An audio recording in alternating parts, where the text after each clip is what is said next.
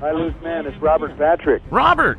Yeah, hi. How are you? Hey, I'm doing fantastic. How are you doing? Really well. You got to be pretty happy up there in Seattle. Your Seahawks are doing great. Yeah, well, Pete Carroll, man, you give him some time, he's going to pull a winner out. Sounds like you have a little history with Coach Carroll. Yeah, he's actually a guy I used to go visit down here when he was coaching the USC Trojans. Go to practice. I took my son over there. He's always great to me and my family. He actually met my father. I took my father down there to a Trojan game.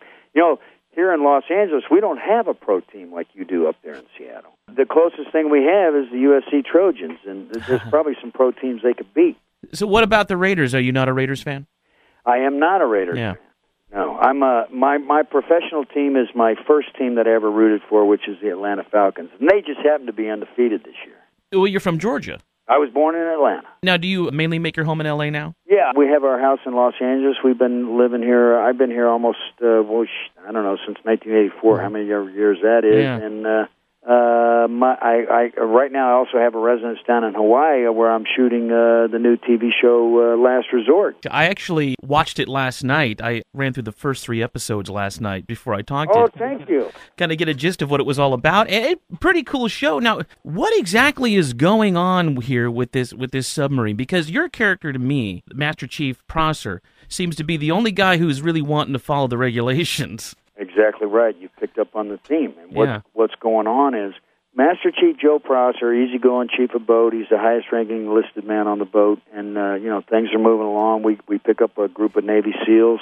Something went wrong with their mission. We subsequently get orders from a secondary channel, but we get orders nonetheless. And the captain takes it upon himself to make a decision not to follow through on the orders.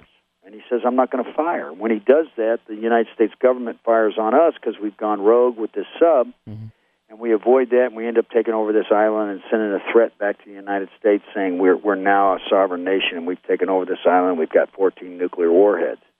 It's a scary, scary, scary premise. Yeah. It could really happen, though.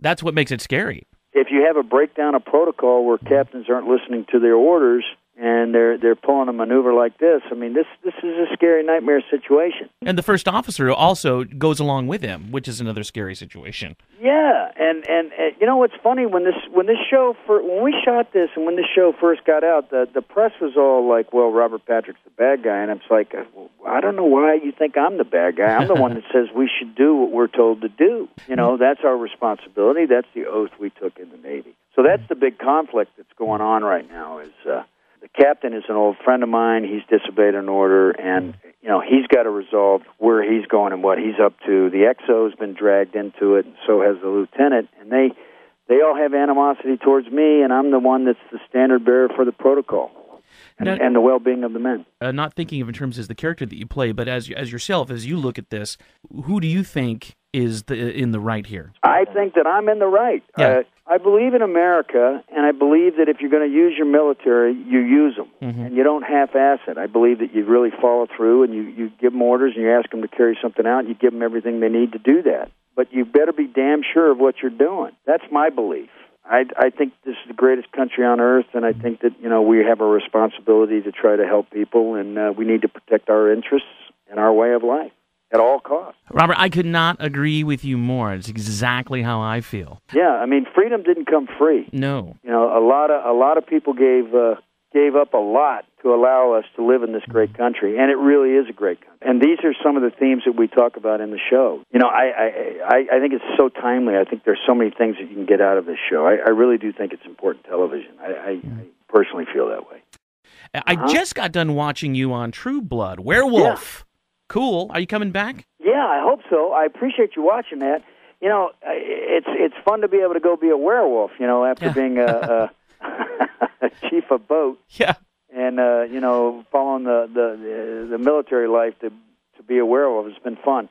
I enjoy working with Joe Manganiello, who is Alcide on that show and playing his old man. It's a great character, an old alcoholic werewolf, and we got some dark stuff going on, and the production value on that show is incredible. And Alan Ball, he's a great writer, and I look forward to coming back. The only complaint I have about True Blood is Joe, only because every time I watch it, I have to listen to my wife, drool over him, because we both watch the show, and it's like, oh, he's so hot. I'm like, honey, I'm right here. I'm in the room. Yeah, I know. Right. I know. My wife kind of let me know that Joe was on the show, and he was going to be my son. And, it's fairly intimidating when that guy walks on the set, and the next thing you know, his shirt's off, and you see how the whole situation goes down. He is one worked out young man. Yeah. It's way too much work to go into that, though. I mean, if he wants to do it, that's fine. But all right. Have you read Arnold's book yet? I have not. What do you think? Do you want to read it? I think Arnold has had an incredible life.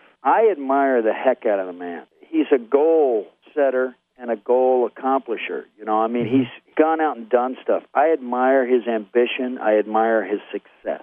Having said that, he's not a perfect guy, and he's, recently had an infidelity. Sure. And, having known Maria, spent some time with the both of them, she's a great, great lady, and I think she deserves a lot more respect than that. I don't know what else to say about that. Well, you've said a lot, I guess. Well, yeah, you worked with him, with the Terminator 2, playing in that movie, and so I'm sure that you've come to know him well. I was just thinking, why read the book? You've almost kind of lived a little bit of that with him, in a sense. Yeah. With the exception of the housekeeper thing. Yeah, thank God. Yeah. I admire people that are very successful. Arnold's always been great to me. I see him occasionally, and when I do see him, he's always very gracious. We don't stay in touch. It's not like we're best buddies or anything, but when we do see each other, we're very respectful, and I admire successful people. I think that should be rewarded. He took the time to write the book. I'll be able to get something out of it. Okay, on to the next thing. You need to talk with Sylvester Stallone, and here's why. He needs to put you in Expendables 3 if there is one. You need to be the bad guy, because you'll be able to fight Arnold, Sly, and Bruce Willis all at the same time in one movie, which I think would be pretty cool. Considering they all three killed me. In every movie. Yeah. Bruce killed me in Die Hard 2, Stallone got me in Copland, and then Schwarzenegger T2.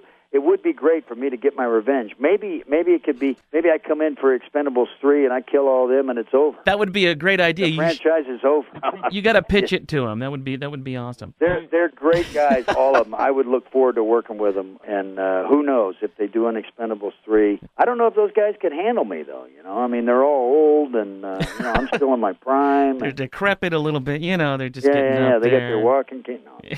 They're all great guys. I'd love to work with them. Before I let you go, I was a big fan of The Unit. It was a great show. Just want to talk about your work that you've done in the Middle East, going over and entertaining troops. You're hanging out with Joint Chiefs of Staff. Is that kind of, you played characters that are military colonels and things so often that now you just hang out with the real dudes?